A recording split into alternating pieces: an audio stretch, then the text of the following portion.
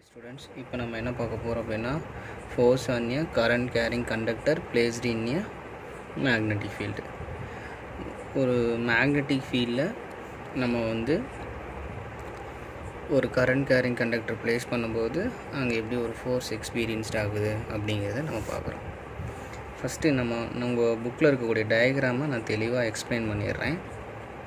ஓகேங்கண்ணா, உங்கள் புக்கில் இருக்கிற டயக்ராமை நான் தெளிவாக எக்ஸ்பிளைன் பண்ணுறேன். அதுக்கப்புறம் இன்னொரு டயக்ராமும் நான் வரைகிறேன்.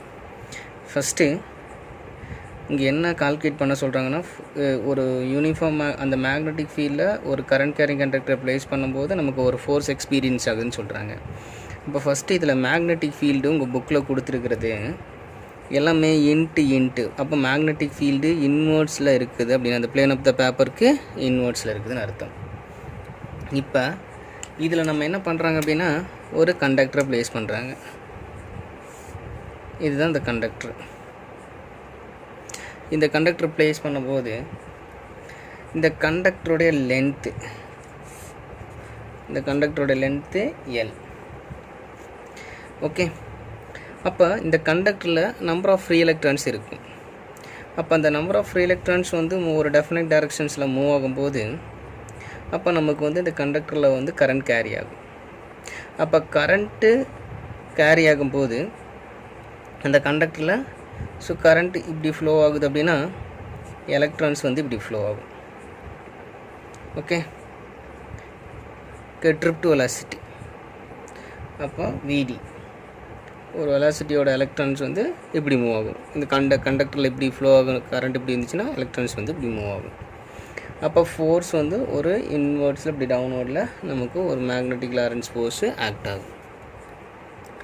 ஸோ ஓகே, ஃபஸ்ட்டு உங்கள் புக்கில் என்ன கால்குலேட் பண்ணிக்கிறாங்க அப்படின்னா, ஸ்மால் ஒரு கிராஸ் செக்ஷன் ஒரு லென்த் எடுத்துக்கிறாங்க. அந்த லென்த்தில் எப்படி ஒரு மேக்னெட்டிக் ஃபோர்ஸ் கிடைக்கும் அப்படிங்கிறது கால்குலேட் பண்ண சொல்கிறாங்க. ஃபார் எக்ஸாம்பிள்ஸ் இவ்வளோ ஏரியாவை இப்படி எடுத்துக்கிட்டாங்க. இது ஒரு கிராஸ் செக்ஷனல் ஏரியா ஏ, இவ்வளோ ஏரியா. அப்போ இதனுடைய லென்த்து என்னது, ஸ்மால் எல், டிஎல்னு எடுத்துக்கலாம். இந்த டிஎல்லில் எவ்வளோ ஃபோர்ஸ் எக்ஸ்பீரியன்ஸ்ட் ஆகுது அப்படின்னு கண்டுபிடிச்சிட்டோம்னா, அப்போ இன்ட்டு எவ்வளோ நம்பர் ஆஃப் எலக்ட்ரான்ஸ் அதில் மூவ் ஆகுதோ அதால் மல்டிப்ளை பண்ணிட்டோம் அப்படின்னா நமக்கு ஒரு டோட்டல் ஃபோர்ஸ் ஆஃப் த கண்டக்டரில் எவ்வளோ எக்ஸ்பீரியன்ஸ் ஆகுதுன்னு கண்டுபிடிச்சிடலாம். இப்போ என்னுடைய டயக்ராம் பார்த்திங்க அப்படின்னா, நான் எப்படி போடுறேன் அப்படின்னா, ஃபஸ்ட்டு இப்படி வச்சுக்குவோம். ஓகேங்கண்ணா, இது ஒய், இது இசட். இதில் தான் நமக்கு மேக்னெட்டிக் ஃபீல்டு இருக்குது. ஓகே, இதில் நான் என்ன பண்ணுறேன் அப்படின்னா, ஒரு கண்டக்டரை நான் ப்ளேஸ் பண்ணுறேன். இதுதான் அந்த கண்டக்டர். அப்போ நான் இன்க்ளைன்ட் ஆங்கிளில் ஒரு தீட்டாவில் வச்சுருக்கேன். அப்போ ஓகே, அப்போ இதனுடைய லென்த்து நம்ம என்ன எடுத்துக்கலாம், எல்னு எடுத்துக்கலாம். ஓகே, இதனுடைய லென்த் என்னது, எல்னு எடுத்துக்கலாம். ரைட், சொன்னது புரிஞ்சாக்கண்ணே. அப்போ இந்த பாயிண்ட் பி, இந்த பாயிண்ட்டு கியூ. அப்போ ஒரு கரண்ட் இப்படி ஃப்ளோ ஆகுது, இந்த டைரக்ஷனில் ஃப்ளோ ஆகுச்சு அப்படின்னா அப்போ ட்ரிப் வெலாசிட்டி இதுக்கு ஆப்போசிட் டைரக்ஷன்ஸில் இருக்கும். ஸோ இதுதான் இந்த டயக்ராம், இதுதான் இந்த எல்லாமே ஒன்று தான். ஃபஸ்ட்டு இந்த டயக்ராமில் கன்ஃபியூஸ் பண்ணிக்காதீங்க. ஓகே, சரி. ஃபஸ்ட்டு நமக்கு தெரியும் இதில் ஒரு கண்டக்டரில் கரண்ட்டுக்கும் ட்ரிப் வெலாசிட்டிக்கும் உள்ள ரிலேஷன் அப்படிங்கிறது நமக்கு தெரியும். So already we discussed chapter 2. Okay, so relation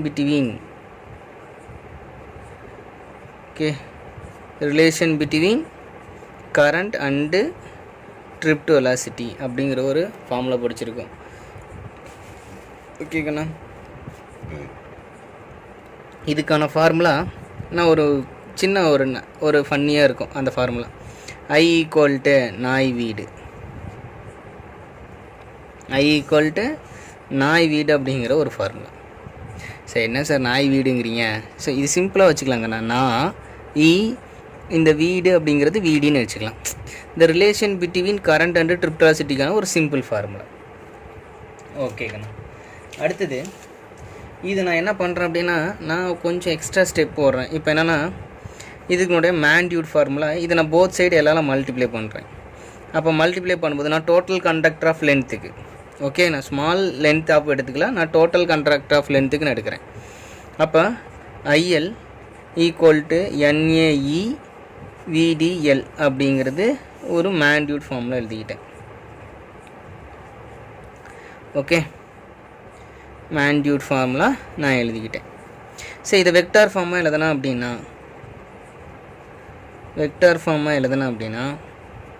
IL vector minus, எதுக்காக சார் மைனஸ் வெக்டார் கொண்டு வந்தபோது டைரக்ஷனை மென்ஷன் பண்ணணும். அப்போ NAE VDL.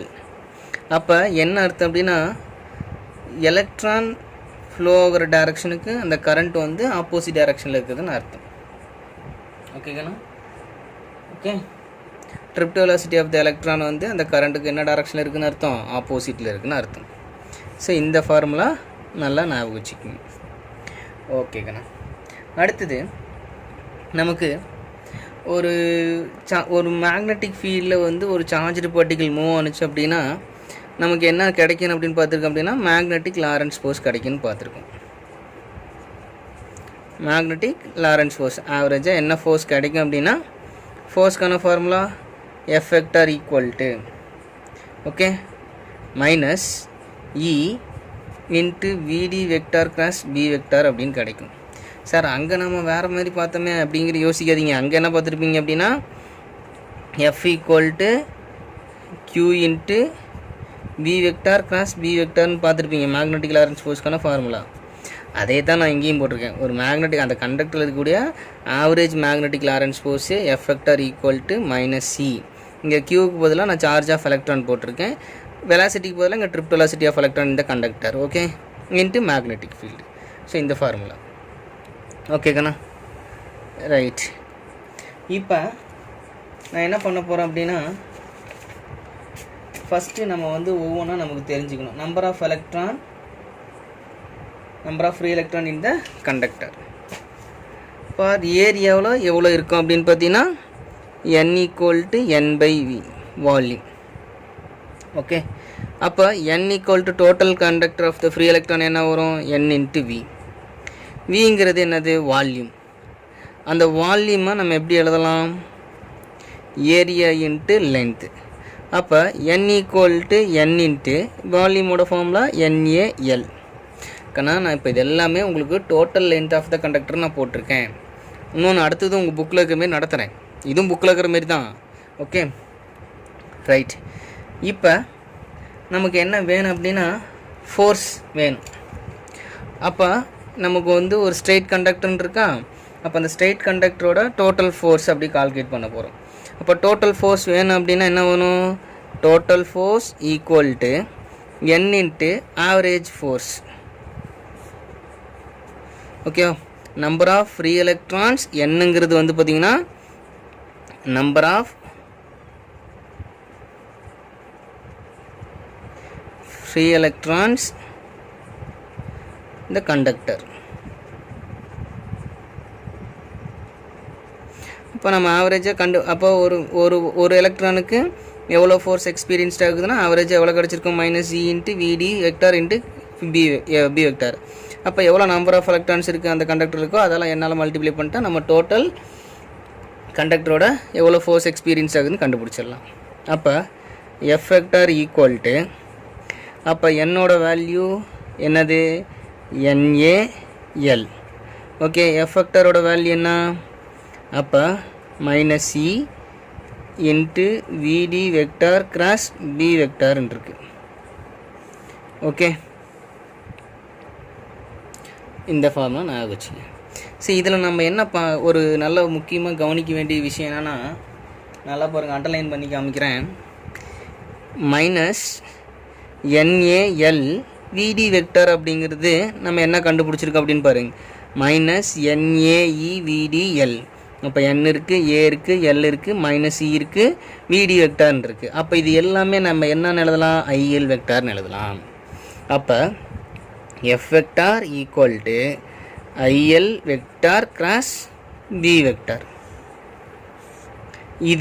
இதுதான் வந்து நம்ம அந்த அந்த மேக்னெட்டிக் ஃபீல்டில் வச்சுருக்கக்கூடிய அந்த straight carrying conductor of length வந்து எல்லோட புரியுதாக்கண்ணே, அவ்வளோ லென்த்தில் இருக்கக்கூடிய கண்டக்டரோட உள்ளே இருக்கிற அந்த ஃப்ரீ எலக்ட்ரான்ஸ் வந்து மூவ் ஆகும்போது நமக்கு கிடைக்கக்கூடிய ஒரு total experience of the force. சிம்பிளாக சொல்கிறேன். இப்போ இந்த ஃபோர்ஸ் வந்து அந்த யூனிஃபார்ம் மேக்னெட்டிக் ஃபீல்டில் வச்சுருக்கும்போது அந்த கண்டக்டரில் எக்ஸ்பீரியன்ஸ் ஆகிற total conductor of experience of force வந்து F vector equal to IL vector cross B vector. இது வந்து magnitude formula, vector formula. Okay, சரி. இப்போ உங்கள் புக்கில் நம்ம ஒரு டயக்ராம் கொடுத்தாங்களுக்குண்ணா, என்ன டயக்ராம் பாருங்கள். இதில் இந்த ஸ்மால் லென்த்து கால்குலேட் பண்ண சொல்லுவாங்களா, அப்படின்னா சிம்பிள். இங்கே எவ்வளோ லென்த் ஆஃப் எடுத்துக்கிறோம், ஸ்மால் எலிமெண்ட் ஆஃப் லென்த் எடுத்துக்கிறோம். அப்போ அங்கே இதில் எவ்வளோ எக்ஸ்பீரியன்ஸ் ஆஃப் கிடைக்கும், ஸ்மால் DF வெக்டார் கிடைக்கும்.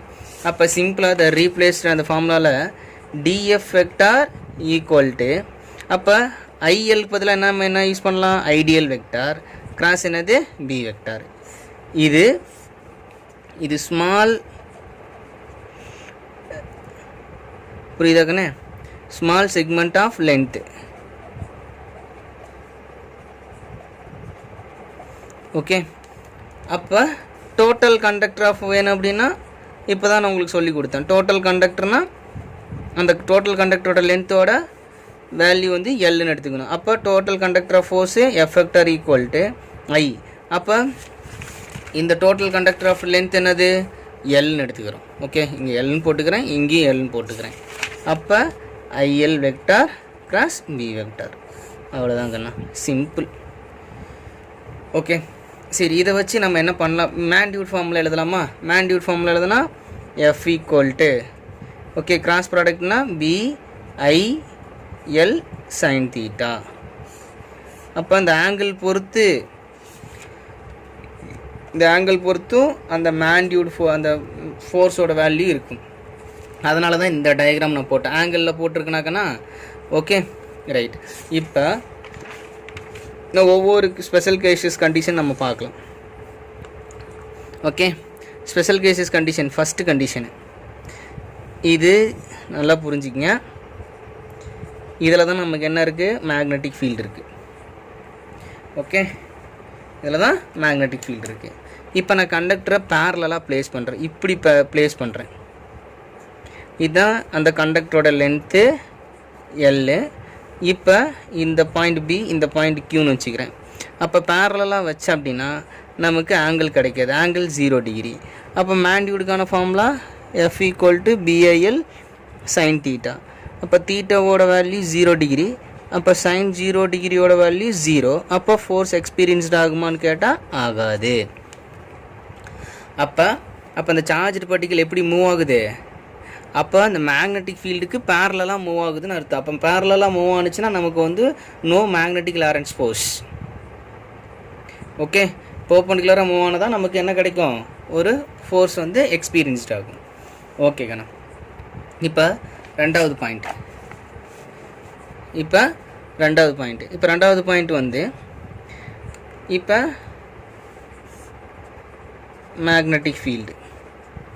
ஓகே, இப்போ ஆன்டி பேரலல் அப்படின்னு வைக்கலாம். ஆன்டி பேரலல்னா என்ன, இப்போ இது B, இது Q.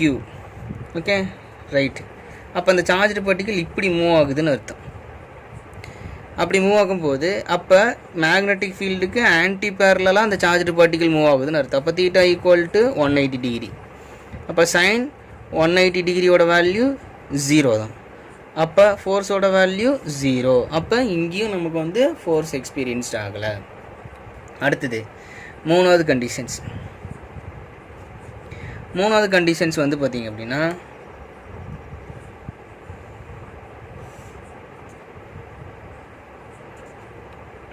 எக்ஸ் இது வந்து எடுத்துக்கலாம், ஒய்ன்னு எடுத்துக்கலாம், இசட் அதான் என்ன டைரக்ஷனில் இருக்குது. அப்போ மேக்னெட்டிக் ஃபீல்டு. இப்போ நான் கண்டக்டரை இப்படி ப்ளேஸ் பண்ணுறேன்.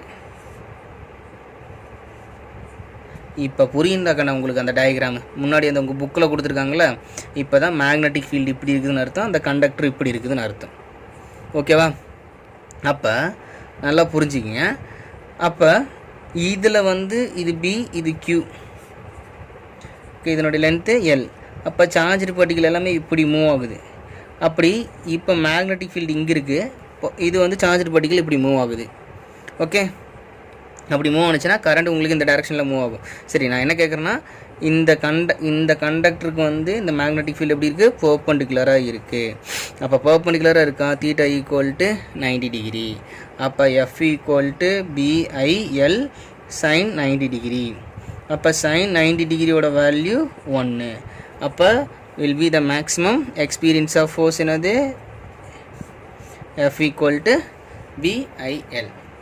இதுதான் உங்கள் புக்கில் அழகாக எப்படி கொடுத்துருக்காங்க அப்படின்னா, அந்த தேர்ட் கண்டிஷனோட டயக்ராம் தான் உங்கள் புக்கில் இப்படி அழகாக கொடுத்துருக்காங்க. எப்படின்னா, ஒரு யூனிஃபார்ம் அந்த மேக்னெட்டிக் ஃபீல்டு அப்படி கொடுத்துருக்காங்களா. இது வந்து இப்போ இந்த ப்ளூ கலர் தான் இந்த கண்டக்டரு. அப்போ இந்த ரெட் கலர் இன்ட்டு போட்டிருக்கல, அதுதான் மேக்னெட்டிக் ஃபீல்டு. அப்போ இந்த மேக்னெட்டிக் ஃபீல்டு தான் இங்கே இருக்குது, இந்த கண்டக்டர் இப்படி இருக்குதுன்னு அர்த்தம். ஸோ அப்போ ஒரு ஃபோர்ஸ் எக்ஸ்பீரியன்ஸ்ட் ஆகிறத இப்படி கொடுத்துருப்பாங்கண்ணா. அப்போ இந்த சார்ஜ்டு பார்ட்டிகல் இப்படி இருக்கும்போது கண்டக்டர் இப்படி ப்ளேஸ் பண்ணால் தான் உங்கள் இங்கே வந்து ஒரு மேக்னெட்டிக் லாரன்ஸ் ஃபோர்ஸு எக்ஸ்பீரியன்ஸ்ட் ஆகும். அடுத்தது ஃப்ளெமிங் லெஃப்ட் ஹேண்ட் ரூல். புரியுதாங்கண்ணே? இந்த ஃப்ளெமிங் லெஃப்ட் ஹேண்ட் ரூல் எதுக்காக அப்படின்னா, ஸோ இப்போ நம்ம இதில் என்ன கால்குலேட் பண்ணுறோம் அப்படின்னு பார்த்தீங்கன்னா, ஸோ ஃபஸ்ட்டு இதில் ஃபோர்ஸு, மேக்னெட்டிக் ஃபீல்டு, ஓகேங்கண்ணா. ஸோ கரண்ட்டு, இது வந்து ஒரு ரூல், இது இப்படி தான் இருக்கணும். இந்த ரூலை நம்ம மாற்றி எழுதக்கூடாது. நான் ஆல்ரெடி உங்களுக்கு திரும்ப திரும்ப சொல்லியிருக்கேன், ஒரு ரூல்னால் அந்த ரூல் என்னவோ அந்த ரூல் படி தான் நம்ம எழுதணும். ஓகே, ஸோ இப்போ வந்து லெஃப்ட் ஹேண்ட் ரூல். ஸோ இதுதான் லெஃப்ட் ஹேண்டு. ஓகேவாக்கண்ணா? ஸோ இப்போ லெஃப்ட் ஹேண்ட் எடுக்கும்போது the 3 fingers are mutually perpendicular. So X Y Z அப்படின்னு எடுத்துக்கலாம், எக்ஸ் ஒய் இசட் எப்படி வேணாலும் எடுத்துக்கலாம். ஓகேவா? The 3 fingers mutually perpendicular. The 4 finger the direction of magnetic field. அப்போ இது எதை குறிக்கும் அப்படின்னா, மேக்னெட்டிக் ஃபீல்டு டைரக்ஷனை குறிக்கும். Okay, so the middle finger, இந்த மிடில் ஃபிங்கர் எதனோட டைரக்ஷனை காமிக்கும், கரண்டோட டைரக்ஷனை காமிக்கும். ஸோ இந்த தம் ஃபிங்கர் எதை காமிக்கும் அப்படின்னு பார்த்தீங்கன்னா, okay, the thumb finger the direction of force experience the conductor. Okay, right. So இதை நம்ம எஃப்இஐன்னு எடுத்துக்கலாம். சரி, இது வந்து இப்படி எடுத்துக்கலாம், the 3 fingers are mutually perpendicular அப்படின்னு எடுத்துக்கலாம். So FBI the Facebook of India அப்படின்னு நம்ம எடுத்துக்கலாம். ஓகேவா? அப்படின்னா என்னென்னா, எஃபிஐ அப்போ ஃபோர்ஸு, மேக்னெட்டிக் ஃபீல்டு, கண்டக்டர், இந்த கரண்ட்டு, இதுதான் எஃபிஐ. நான் சிம்பிளாக எனக்கு தெரிஞ்ச ட்ரிக்ஸாக நம்ம யூஸ் பண்ணி நான் சொல்லித்தரேன் உங்களுக்கு. இது ஞாபகம் வச்சுக்கணுன்ட்டு எஃபிஐ. ஓகேக்கண்ணா? ஃபஸ்ட்டு எஃபிஐ இதில் என்ன ஃபைண்ட் அவுட் பண்ணணும், இந்த கொஸ்டினில் என்ன ஃபைண்ட் அவுட் பண்ணணும், ஃபோர்ஸை ஃபைண்ட் அவுட் பண்ணணும்.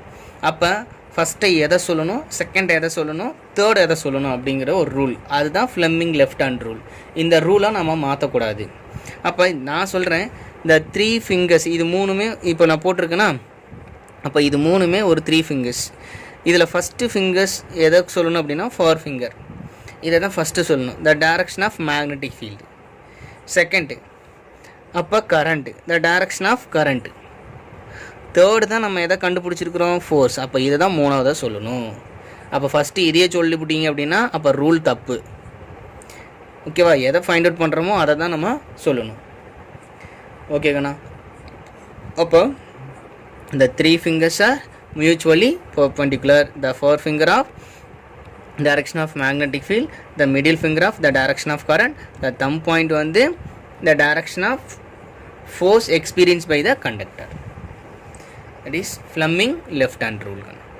So ஏதாவது டவுட் இருந்தால் ஸோ கமெண்ட் பண்ணுங்கள். ஸோ நெக்ஸ்ட் கிளாஸ் பார்ப்போம்.